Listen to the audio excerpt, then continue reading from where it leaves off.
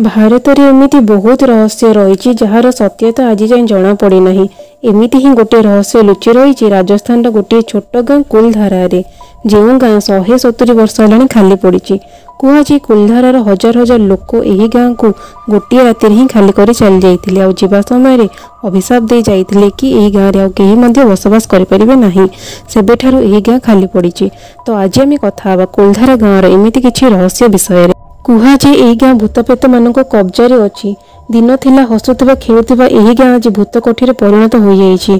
पर्यटन स्थल परिणत हो जाइए यही स्थान को आसुवा पर्यटकों मतरे आज सेठारे रहुतिबा पालीबाल ब्राह्मणों चित्कार शुणा जाए।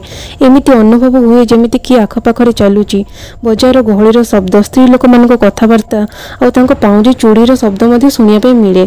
भारत सरकार यह एक पर्यटन स्थल परिणत कर देइछन्ति, जहाकु लोक माने दिन बेला तो आसीपारती किंतु राति हेले कहार आसवाक साहस हुएनी।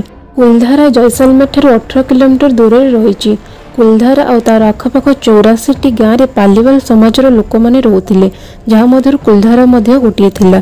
कहुए यही गाँव निर्माण वैज्ञानिक शैली होता। इटा पत्थर बना होता यही घर मानक गरम केबे भी लागु नथिला। एमिति शैली बना होता जे पवन तांको घर भितर दे प्रभावित होता। कुलधारा मरुभूमि थिले आपण एबे जदि सेठाको जिबे आपनको ठंडा अनुभव हबो। पालीबाल समाज लोक माने ब्राह्मण संप्रदायर थिले, बहुत मेहनती और बुद्धिमत्ता बल बहुत विकास करथिले। जो गाँ पालीबाल समाज लोक मानक पई एते प्रसिद्ध थिला, हसखुशी धन दौलत रे कम नथिबा एही गाँ रे एमिति कोन हैला जाको राताराती खाली करिया पई पड़िला। चलंतु जानिबा ता पछरे थिबा कहानीटी। कहुए 1825 यही वर्ष पालीबाल समाजर 5000 लोक निज घर छाड़ा निर्णय करथिले और यार कारण गाँवर मुखियांकर 18 वर्षर झील थिला। कहुए मुखियांकर ए झील उपरे सही राज्य मंत्री सलीम सिंह को नजर थिला और से ताकू बाहा पई चाहुतिले, किंतु परिवार एहा पई मना कर देथिले। एहा परे सलीम सिंह गाँव उपरे भारी कर बसाइथिले और धमक मध्य देथिले, तांको कथा न मानले से गाँव बर्बाद कर देबे। झीवर इज्जत बचाइबा कुलधारा गाँ समेत आखपाखर 50टी गाँव पालीबाल समाजर लोक मैंने सही राति गाँ खाली करदेवा निर्णय नहीं और समस्ते गाँ छाड़ी चलीगले।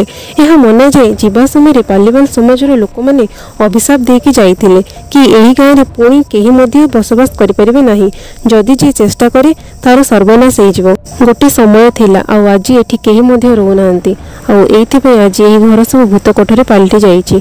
170 वर्ष है आज जाए कहीं रही ना।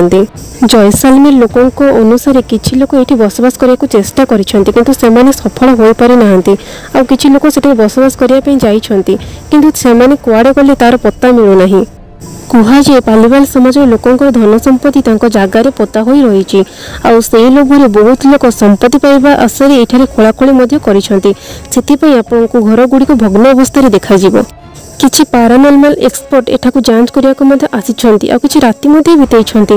ताहा मध्यरु जणे कहितले जांच समय तांको लागुतला जेमिति केही तांको कांध उपरे हाथ रखिछि किंतु बुल्लिकी देखिला बेले सेठर केही मध्ये नथिले। आउ एक टीम जो माने जांच करिया पे सेठाकु जाइथिले, जेतेबे से माने जांच करिके फेरिथिले सेतेबे देखिथिले तांको गाड़ी उपरे छुआ मानक पाद चिन्ह देखिबाको पाइथिले। आशा करुछि आपण मानक भिडियोटी भलो लागिथिबा। आपण मानक मध्ये केते जण एई गाँ को बुली जिया पे चाहुछंती मते तळे कमेंट करी निश्चय जणाइबे।